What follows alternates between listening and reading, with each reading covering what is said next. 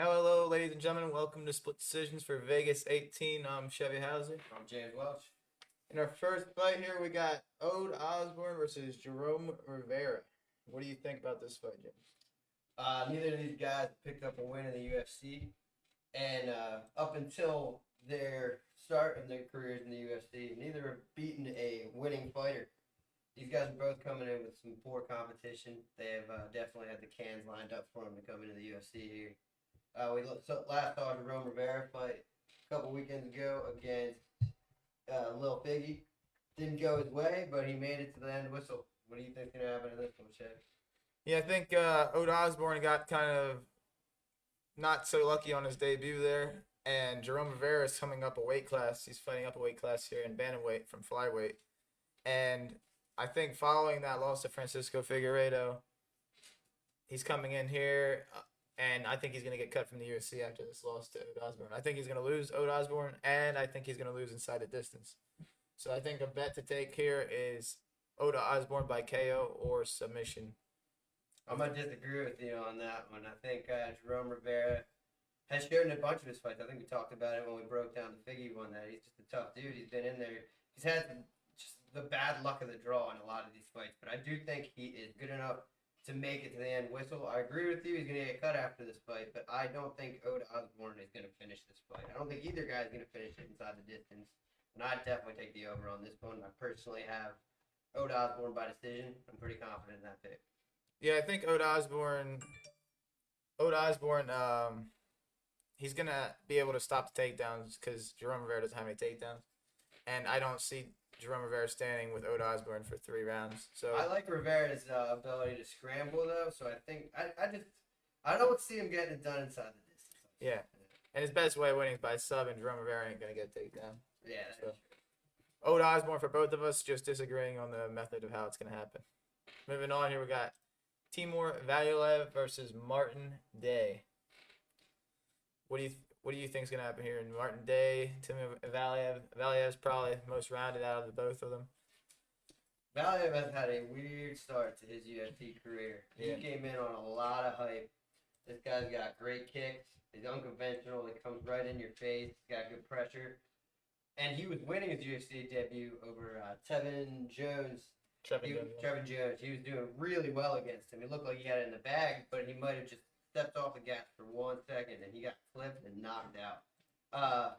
Might have been the weed that Jones was smoking, because they ended up making that a no contest over what probably now wouldn't have hindered it.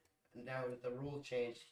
So it's interesting to see him come in. I think he's going to come in like a bat out of hell with something to prove, because everybody knows what happened in that last fight, regardless of looking back at the record. And Martin Day has just he's underperformed since he come to the UFC. He's a Taekwondo guy. You definitely see flashes of brilliance. He can keep you at distance with his jab, and he's got a knockdown, but the overall fight IQ and blending everything together, all the styles, I don't see him pulling anything off the UFC. I don't think he's UFC caliber at all. Yeah, and Martin Day, he makes a lot of mistakes. Like, he does bad decisions. Like his last fight where he got guillotine choked. He had a crazy takedown. He threw the guy down, but he ended up right in the guillotine, and he screwed himself. I think that Valiev is going to probably win a decision here. It'd be nice to see him win by knockout or sub, but I think that he's just going to outpoint Martin Day for the entire fight.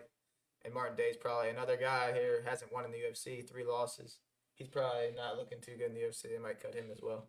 Yeah, one of the more confident picks on the card. I really do think Valiev's going to get it done however which way he thinks is the best way to do it. If you're looking for a parlay piece, probably a good guy to throw in there with your parlay. The odds are stacked heavily against Day, though, I believe. So it's going to be a tough one. Yeah. Win any money. I think he's minus 300 at least. All right, moving on here. We got Youssef Zalal versus Sang Woo Choi. Sang Woo Choi, in his last 5 fights, 3 wins, 2 losses. He's a plus 200 underdog. Youssef Zalal in his last fight there to Tipura. Good fight, but he lost a decision. He just got beaten every facet, but Tipura's got one of those guys that broke out at the end of last year. That fight was really a breakout fight for him. Yeah, Tipura is one of the guys that also he's just on another level.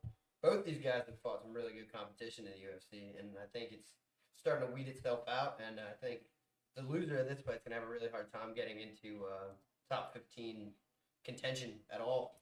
I think that you could say this is a must-win fight for Sang-Wing Choi. Absolutely. He's 1-2 in the UFC, I believe. Yeah, His losses are both. Who are those again? He lost to Gavin Tucker and Mozart Evelev, who was both Yeah. talented. Gavin Tucker's striking is crazy, but he actually got choked out by Gavin Tucker. And Evelev, you know how he is. He just wrestles everybody. And I think that could play part of my pick in this fight. If you look at the Evelev fight, he didn't easily get those takedowns against Choi, and Youssef Zalal is not Evelev. And I think that standing in this fight, Choi's got a very good opportunity to win this fight.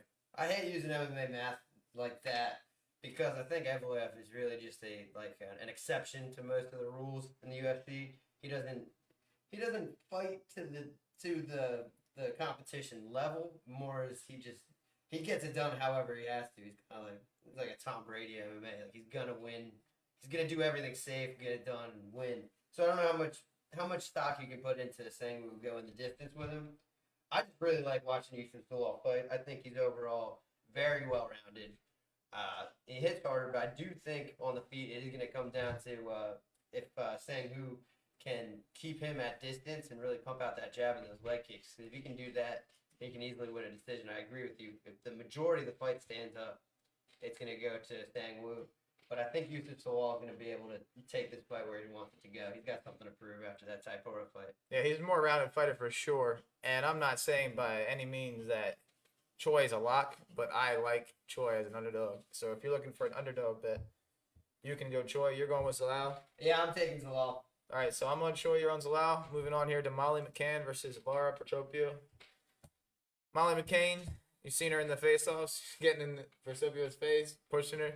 This is probably going to be here to fight here. What do you got?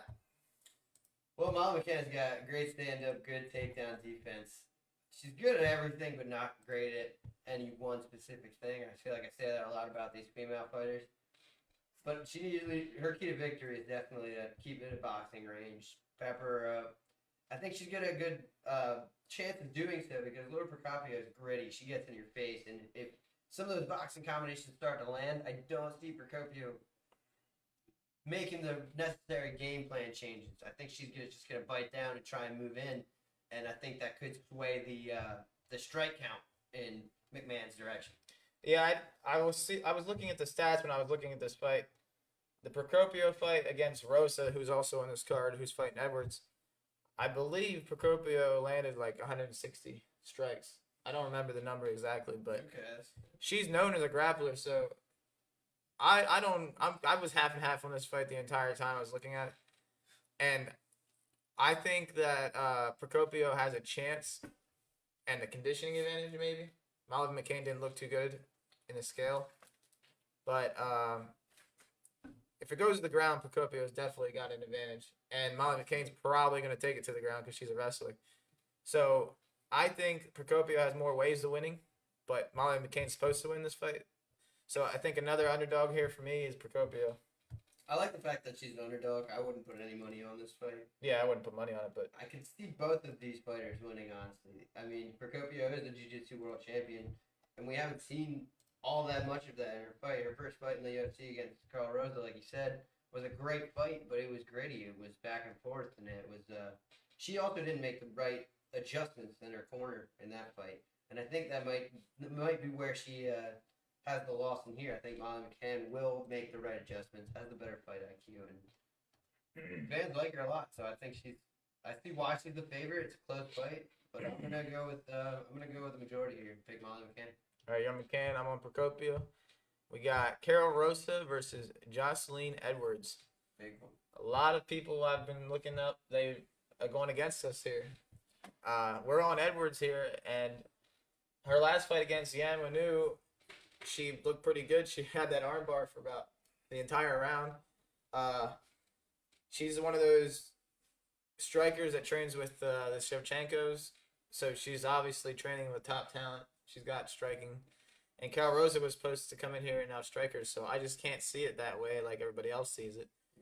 And the problem that I do see for her, though, in her last fight against Yan Wu, she kind of like left her head to get hit on center. So that's kind of scary, but yeah, I have seen her a little. She is susceptible to straight shots, sometimes a jab. A lot of people think in that last fight, they really picked that fight apart for her. I thought she won decisively. I don't know if Wu was UFC caliber, but I think Jocelyn Edwards was really just picking her shots, and I think if that was their game plan, she did that super well. And they were giving her trash about the ground game too, which is, I still think, a question mark. I don't think you really saw it go either way. I mean, she spent most of the time on the ground in a submission, and she isn't as physically imposing, I think, as Rosa. I think Rosa stands there, and she was going to take the center of the octagon. I fully the face-offs, anticipate that. you can see how big she was compared to Edwards. But I think Edwards is really just feeling the UFC out, feeling that fight out in that last fight, and I'm excited that she made this turnaround so fast, because I think it means that she's got something up her sleeve. I think she's going to pick her shots. And in a lot of the Carla Rosa fights I've looked back on, she throws looping wide shots and leaves herself there to get countered. She doesn't automatically pull that other hand back to deflect. And that worries me if this fight stays on the feet for Rosa, because I don't think she's going to be able to – I don't think she can count on that one power shot. The only thing she has going for her on the other side there is if Jocelyn Edwards plays the distance game, picking her shots, doesn't get off enough shots to win every round, Rosa has the possibility of ending the rounds with takedowns, which I think could really win the judges over and screw up the bet that me and Chevy honestly have on this one. Yeah, I think Jocelyn Edwards is definitely going to take this fight. We'll tell you the parlay at the end. But. Yeah, Edwards, I have Edwards, you have Edwards. We think that she can win this, but she could also lose this fight for herself. Yeah, well, I like the odds, too. I think if the odds were closer, I probably wouldn't touch it, but we got Edwards yesterday at around +2 something. +2 something. Yeah. So I was excited to see that, because I don't think I'm seeing the same things that a lot of other people have broken down about this fight. All right, we'll move on here to Justin James versus Devonte Smith. And I don't know if you've seen the interviews from Justin James. I was watching interviews of him talking to some people. I don't know this channel that he was talking to, but he was talking about how he was nursing injuries and that he didn't really train much for this fight, and his plan is just go in there and swing like a street fight. And I don't think Devonte Smith is the guy that you want to do that with. That's kind of what he does. That's what Devonte Smith is doing. You don't want to, go in there against Kamaru Usman and say you're going to wrestle him. Yeah. I don't know. Justin James, I've seen a lot of him. I think he's a well-rounded guy. I'm sure he's a good coach. I know he coaches wrestling and stuff like that. And he gives off those vibes and everything. But I've seen him way too often punch and wrestle himself into exhaustion. And if this fight goes past the first round, I think we're gonna have a thrilling fight on our hands. I think it's gonna be a good fight. I think there's definitely a possibility of Devonte Smith catching him early, but I think Justin James will be able to trade with him at the beginning of the fight. The fact that it's up a weight class and a catch weight bout above that weight class, even farther, is a worry. But I really see that Justin James could probably be gritty enough to survive the first round. But I do see him tiring out and his striking defense drastically declining, and Devonte Smith getting the knockout. Yeah, I do believe this fight's going to end inside a distance, whether you have Justin James winning by knockout or Devonte Smith winning by knockout. Carmen Worthy is the guy that beat Devonte Smith, and Carmen Worthy really hasn't done too much in the UFC either. He's It's hard though, because he caught him, and everybody that's beat Carmen Worthy's caught him. Yeah. So it's people catching people. It's not really things you can add up to take any subsequent stats from. If you have Justin James, that kind of gives you a little hope. Yeah. Justin James, though, if you're a Justin James fan, what you want to see tonight out of this fight is you want him to come out and try and wrestle Devonte Adams in the first round, stave that energy, and try and beat Devonte Adams the way I explained Devonte Adams is probably going to beat him, but switch it over into the second and third round, try and tire him out. Make him work. I don't see it going that way, especially after the weigh-in. That was a tough one to. They watch the weigh-ins. It's not all about how these guys look, obviously. And muscle takes up a lot of carbon, and it does make you more tired. See Tyron Woodley, but they look like they're different weight classes. You can tell. You can obviously tell they're different weight classes. I think that Devonte Smith is benefiting from that 160 weight cut. He's probably gonna walk in the octagon at 180 something. Yeah, we're both taking Devonte Smith. Yeah, we're both on Devonte Smith in this one. We got Mike Rodriguez versus Danilo Marquez, and Mike Rodriguez is one of those New England cartel guys. Yeah, you see how they've been doing. Calvin Kattar. You got pretty bad, beat up. Danilo Marquez, though, jiu-jitsu guy. What can you say? He's not really. Dude, honestly, I did research and I watched these guys fight. Dude, just look at the tape. And Danilo Marquez is I just don't like him. I don't like watching this guy fight at all. He's bad. He's got he's a 10-2 record. Has never been so misleading ever. This guy, one of the losses is to a guy that is literally 1-1, and this guy came out and starched him. It was ugly. From what I see, I saw a different guy weigh in to this fight than I've seen fighting, because it does not look the same in the octagon. He has a mixed bag of just random skills. He's got his stand up is super awkward looking. His jiu-jitsu is good, so he's not worried about hitting the mat. He'll try and pull you into guard and get it done like that. But it's just pure chaos in there for this guy. I do not think he's UFC caliber at all. But on the other hand, we got Slow Mike Rodriguez over there, who I have just straight felt bad for. If you hadn't seen that Ed Herman fight, if you haven't seen it, go back and watch it. But at the end of the day, he won and lost the fight in these same 15 minutes. He knocked Ed Herman down and out with knees to the body. This guy's got great knees. And down and out. And the fight, I forget who the ref was. Mercado? I think it was short dude. I forget his name. Yeah, the older looking guy. Yeah. But he touched him. If I was a fighter, I would have thought it was over right there. He pulled him off. Turns out they thought it was a groin strike. They go back and look at the tape. Not the case. Gets 5 minutes to recover. I'm pretty sure Rodriguez drops him again, but it was at the end of the round. He survives. And then Ed Herman comes back. Third round, he comes back, Kimura, and it's over. And that's just sad. Also, in the no contest to John Allen, he lost that by decision if it would have gone through, but John Allen failed for steroids. Overall, out of Mike Rodriguez, what I see is a very powerful guy with good intangibles. It's just his fight IQ. It looks like he kind of loses focus. I don't know if you guys playing UFC 4, if you're ever just beating the shit out of that guy, and then you kind of start coasting, they land a shot, you get knocked out, it happens. And it's happened to Mike Rodriguez. I think that he's not going to be too slow today. Mike's not going to be too slow today, and he's going to end this fight with a KO. I think that's a good bet for you if you're looking to make a bet. I'm on Mike Rodriguez here. I'm also on Mike Rodriguez. I can't really say anything good about Danilo Marquez, and that's why I can't really pick him. I'm leaving this one off my cards this week. Usually this is one that I would touch, but ever since that Khalil Roundtree Praquinho fight, it's just there's too many similarities. I think there was the different circumstances. Pragnio kind of like put his whole life to MMA and decided he has to at least be an average, and Roundtree didn't help at all. So we're both on Mike Rodriguez. Both on Slow Mike. All right, moving on to Diego Ferreira versus Manel Dariush, the rematch. Hell of a fight. So Dariush has good striking, and he's good on the mat.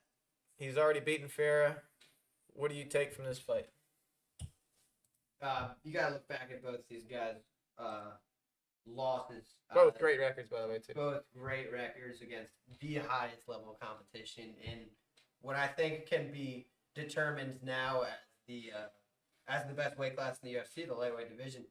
Neil Dariush came up the rankings, beating a bunch of guys you've heard of. Then he had a really emphatic loss to Edson Barbosa, where it was a very competitive fight, but you could just feel Edson Barbosa just reading him and getting one step ahead of him, and then he landed that crazy flying knee. Diego Ferreira on the other side is a guy that his last loss was actually Dustin Poirier's first fight up at lightweight, which at the age like fine wine to look at that back now. Poirier coming off that knockout in McGregor, there's not much more you can say about the guy. But Diego Ferreira really got in his face, and he made that fight. He used takedowns, and he's very good at his jiu-jitsu. He stays right in front of you, and it's just he's not worried about it. But I've never seen a guy with jiu-jitsu like this that also has the wrestling. You don't usually see those two things in the same fighter, as well as a good stand-up. Since getting caught there, he's on a 5-fight win streak, as well as Darnell Dariush. Dariush has been a little bit more emphatic with the crazy fights he put on last year. He's got 4 finishes in a row right now. Yeah, but I don't think that the bias on him is recency bias, because I think these guys have both fought good competition, and the fact that they've fought before and Dariush took the unanimous decision win says a lot. But this is definitely one worth making, seeing as these guys have both come up here. And the winner of this fight's going to get him. He's going to get a great fight. He's probably going to get whoever falls out of the there's 5 guys up to the top right now, right? And they're all fighting for that title, and nobody knows who's going to get it. Whoever doesn't get one of those big fights is going to get whoever wins this one. Yeah, this could be lightweight. This could be what's his face? Dan Hooker. There's so many ways to look at it. Yeah. He's looking for a rebound fight, and these guys are 9-10. So depending on how far Dan Hooker falls, he could end up fighting the winner of this. Hey, McGregor wanted to get back into it. McGregor. I mean, it's not the money fight, but you know. Nah, I don't see McGregor fighting one of these guys. But I'm gonna go with Manel Dariush, whatever you say his name, last name. Dariush, Yeah. I'm also gonna take Manel Dariush.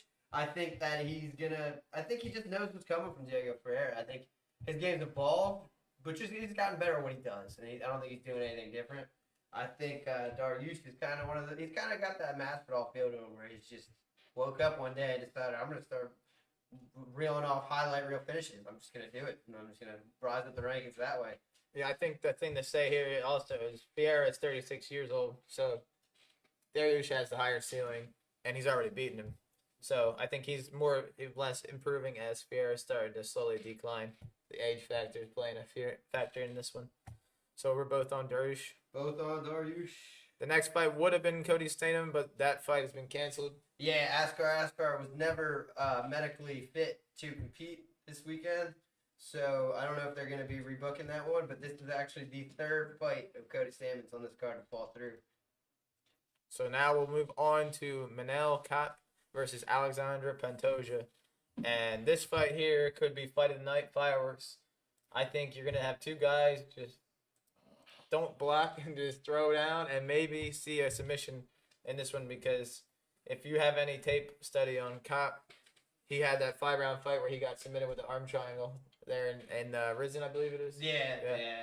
And this guy has got pure confidence in himself, kind of similar like McGregor. Yeah. He talks a lot of crap. You've seen him talking crap in the face-offs. UFC backs up that with the they actually had him as a reserve. He weighed in to fight if either Figueiredo or Moreno pulled out of that Which fight is as a crazy. candidate last year. Yeah, that's crazy.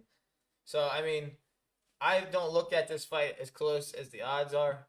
I actually like Pantoja a lot just because he's well-rounded, and if anybody can hit you, like Davidson Figueiredo can hit you, even though he wasn't knocking people out when that happened.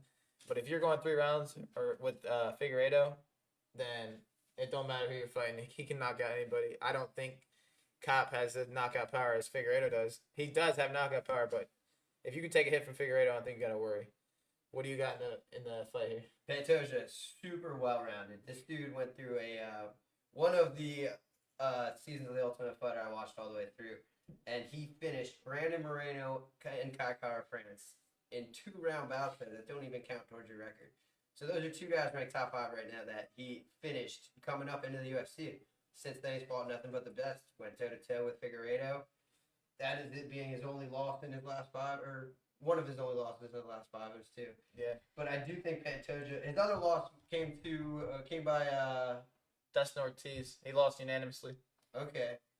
Yeah, since then he's beaten a lot of guys. He beat Matt Snell, who we just saw a lot out of, and the other one I was looking at is Askar Askarov, which he just looked like That was a wrestle-heavy fight. Yeah, and he fought really well, too. It was just that wrestling style drained on him. Askarov, tired. That's not a problem he's going to have in this cave fight. Askarov is a really good wrestler, and he landed 2 out of 15 takedowns. Yeah. So that right there just tells you. Yeah, he was fighting for his life in that one. Yeah. Cape, what you got to take into consideration is he is fighting from Risen. He was the Risen bantamweight world champ. He has fought some of the guys twice over there. Who did he? He avenged his loss to What's his one of these guys. Kai? Is it Kai? No. No, it's Hiragashi. Hiragashi? Yeah, but then those guys are all impressive guys, but a lot of these guys are past their prime, honestly, that he's beaten. And also, the biggest one you can look at him to draw UFC comparisons is the Ian McCall fight, which I watched, and it looked like he was getting the shit kicked out of Ian McCall in that fight. But he looked back, and it was actually stopped because of a fight due to his face hitting the knee? The ring. Oh. They do it in a boxing ring with ropes, and his face got hit up against the rope, and that's actually what cut his face and ended it. He's got great stand-up. in Risen, he's elected to wear wrestling shoes and not throw head kicks, which I don't know what you can take from that. The guy's got confidence in his hands, I guess. That's what you take from that. But like I said, Pantoja's just been here and he's been doing it. The dude does not. He comes at you. He doesn't discriminate from the head to the body. The only place I see him losing this fight is getting caught up in that whirlwind fight and fighting a stand-up fight, fighting in a cape's hands. If he fights at the peak of his performance, Alexander Pantoja walks away with this and makes the UFC look dumb for putting all this respect on Cape. And he looked really good on the scale. He looked jacked. Yeah, Pantoja. Oh, one other thing I love about him is watching him. He throws a leg kick after every single combination he throws. It might be something that Cape could capitalize on if he sees it, but other guys saw it coming and they couldn't do anything about it. This dude he finishes combinations perfectly. It's awesome to watch. All right, so I'm gonna go with Pantoja. Are you going with Pantoja? Yeah, I'm also going Pantoja. Okay. I think that pedigree of the UFC and just moving and stuff. I think he's gonna be able to do it. Do not be surprised though if Pantoja gets knocked out. This could happen. Anything could happen. This is the MMA. I'd be way more shocked if Cape came away with a decision win. I think then the division's probably on notice. Cape's probably next. He's coming. All right, so now we got Michael Johnson versus Clay Guida, and I know that UFC is starting to expand its horizon to fans. So if you're a new person, you don't know who Clay Guida is. When he walks out tonight, watch him get slapped in the face. That's how he gets ready for a fight. And you know how he's bouncing around, his hair moving when he's walking. That's how he fights, dude. That's how this guy fights. This guy is crazy. He's fought in UFC Fights of the Year against Diego Sanchez back in the day. I'm pretty sure when I first heard about this guy, he was at a UFC, or not a UFC event, it was a regional scene event, and they didn't have a fight. A fighter fell out or something like that, and they asked out in the crowd who could fill in. And that's how Clay Guida got his start, which is just, you can tell by how the guy fights. I think he suffered some knockout losses to guys moving up. I think Korean Zombie, I might be wrong on that one, but Brian Ortega for sure.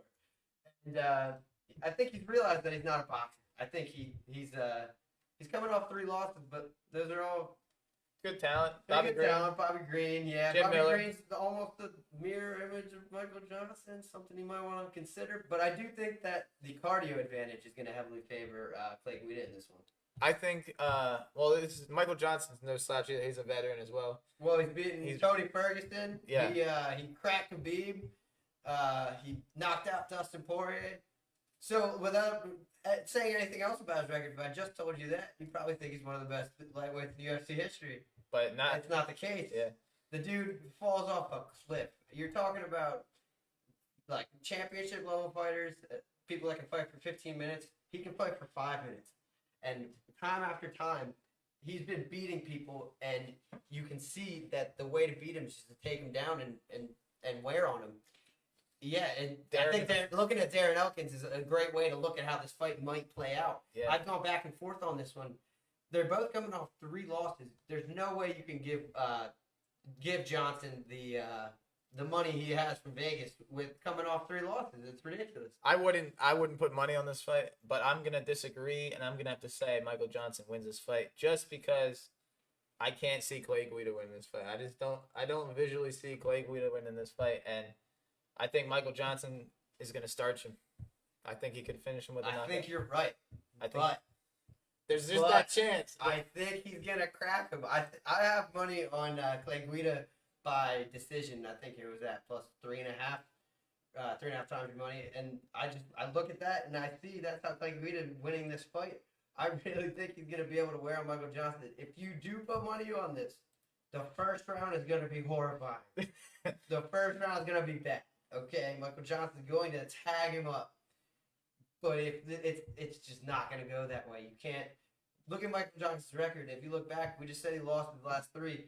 I think he was favored in all 3 of those fights. This guy's fighting the best of the best. But when the going gets tough, Michael Johnson does not get going. Yeah, he lost to Stevie Ray, who isn't really that great. Right. So. Yeah, and he was beating him at one point. Look at the records of these guys he's fought. Yeah. 19 and 15, 19 and 14.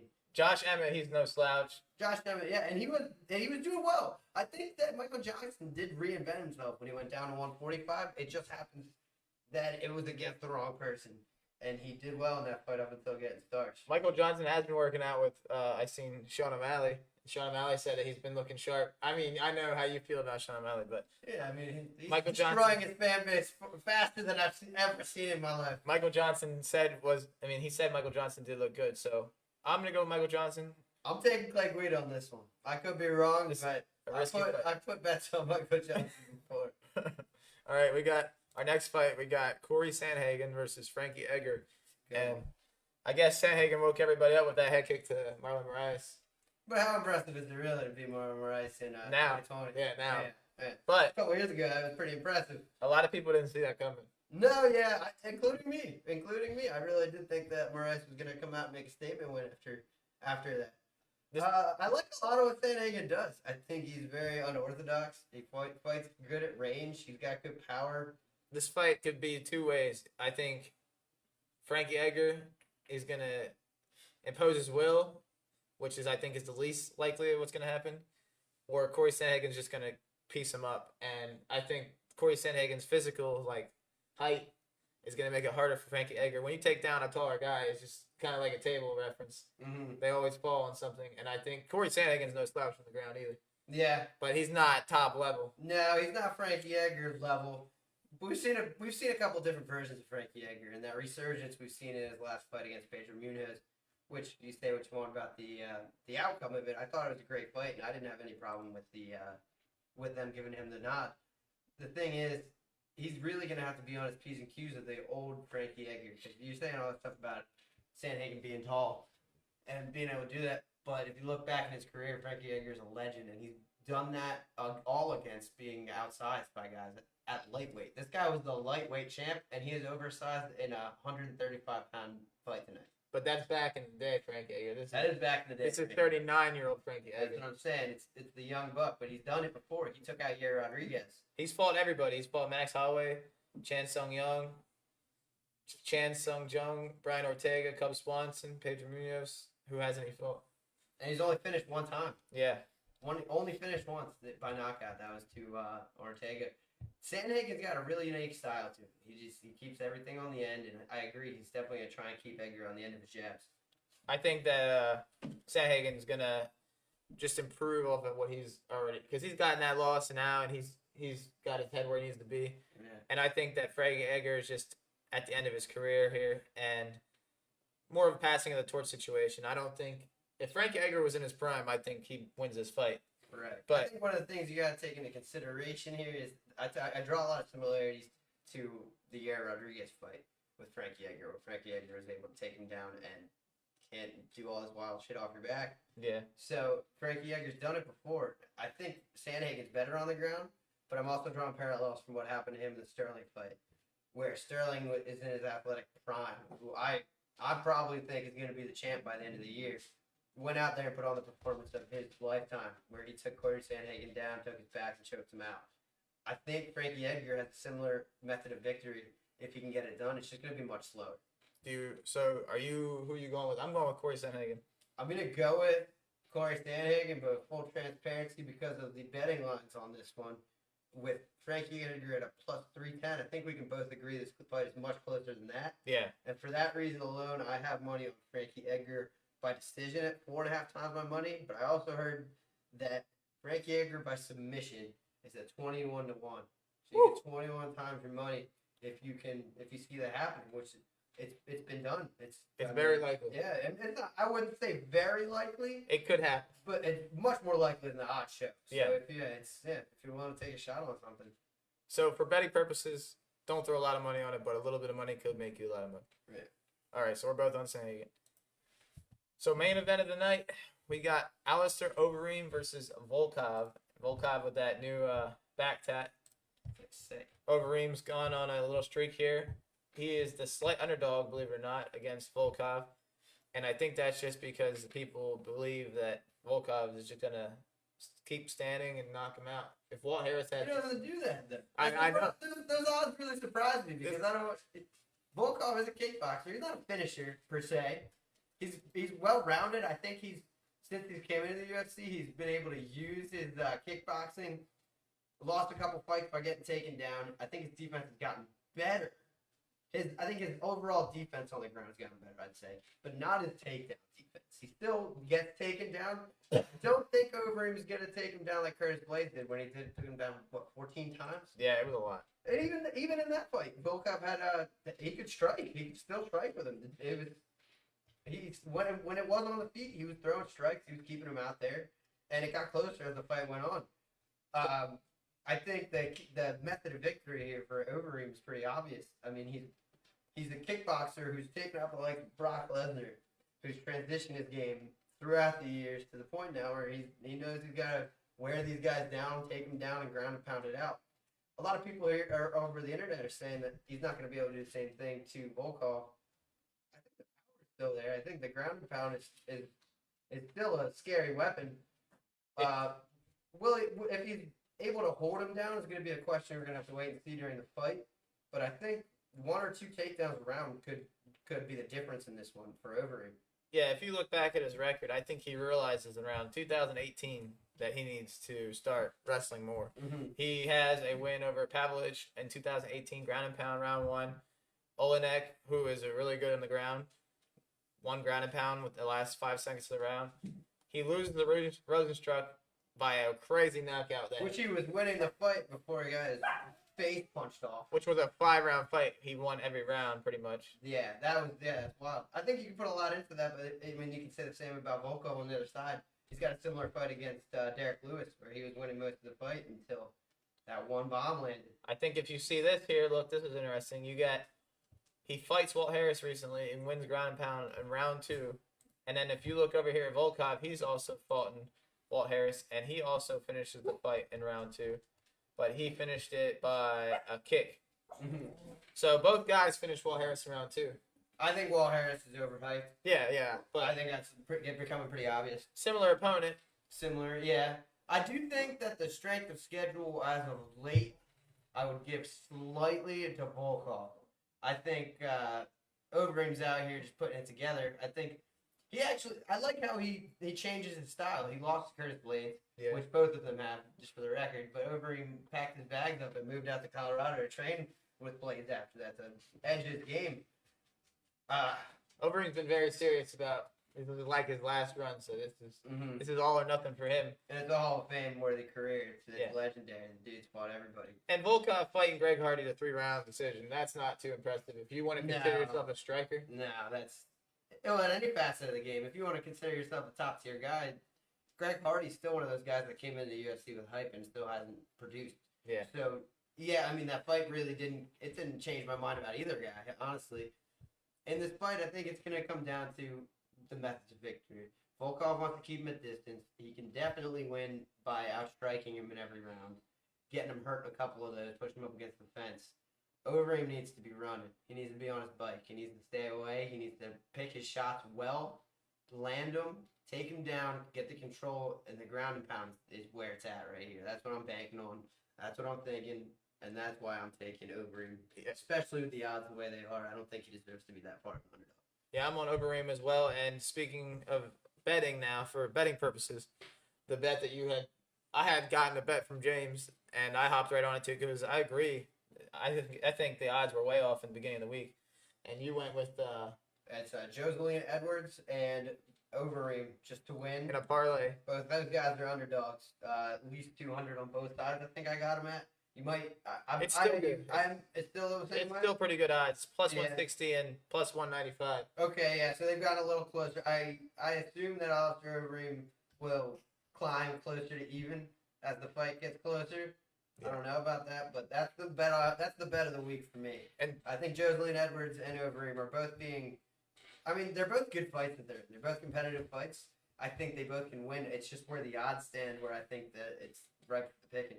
And another, just to end the show on a bet that I kind of like. It's risky. It's not 100% going to hit, but I'd say a $10 bet on Alexander Pantoja, Benel Darnouche, Mike Rodriguez, what's his name? Timur Valiev, and Oedo Osborne, all in a parlay. I think that's good money. I think that hits. It's a tough one, but yeah, you definitely get some earnings there. I like that bet a lot. I think I'm going to take that bet. Oh, yeah. So anything else you got to add? No, just excited for the card tonight. I think a lot of people might be overlooking this one, but it's a good card top to bottom. Yeah, I think the main event's crazy. Yeah. And if you make a lot of money, come next week. We'll try to make some more money. Peace out. See you.